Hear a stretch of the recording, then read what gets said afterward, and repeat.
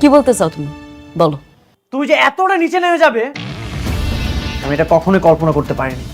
কি করছি আমি? কি করছি তাই না? আমি তোমার জন্য কি করি না? নাটকের শুরুতে দেখা যায় অনিক মেঘলার বাবা মায়ের কাছে গিয়ে মেঘলার চরিত্র নিয়ে অত্যন্ত কটু কথা বলছে। সে দাবি করে যে মেঘলার পেটের সন্তান তার নয় এবং মেঘলা একটি চরিত্রহীন মেয়ে। মেঘলার বৃদ্ধ বাবা মা তাদের মেয়ের নামে এমন কলঙ্ক শুনে কান্নায় ভেঙে পড়েন এবং অনিককে বোঝানোর চেষ্টা করেন, কিন্তু অনিক অত্যন্ত উদ্ধত আচরণ করে সেখান থেকে চলে যায়। অন্যদিকে রাতুল তার ব্যবসায়িক কাজের মাঝে জানতে পারে যে তার কাছের একজন লোক অনিকের সাথে গোপন তথ্য আদান প্রদান করছে। মেঘলা এখন শালিমা বিল্ডার্স গ্রুপের মালিক হিসেবে নিজের অফিস সামলাচ্ছে। অনিক মেঘলার অফিসে গিয়ে তাকে অপমান করে এবং ডিভোর্স চায়।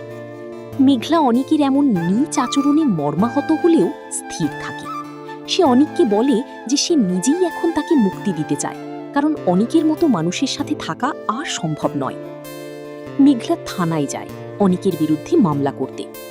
পুলিশ অফিসার প্রথমে মেঘলাকে সাধারণ মেয়ে ভেবে অবজ্ঞা করে এবং মামলা নিতে চায় না, কিন্তু যখন মেঘলার পরিচয় শালিমা বিল্ডার্স গ্রুপের মালিক প্রকাশ পায় তখন অফিসারের সুর বদলে যায়। অনিককে থানায় ডাকা হয়। মেঘলা পরিষ্কার জানায় সে তার সন্তানের পিতৃ পরিচয় চায়। পুলিশ অফিসার তখন সমাধানের পথ হিসাবে ডিএনএ টেস্ট এর পরামর্শ দেন।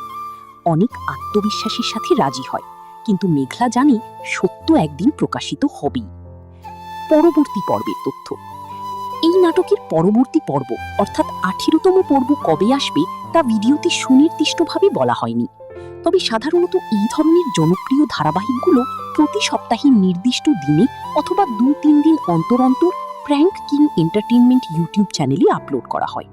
পরবর্তী আপডেট পেতে আপনি উক্ত চ্যানেলের নোটিফিকেশন বেল আইকনটি চেপে রাখতে পারেন।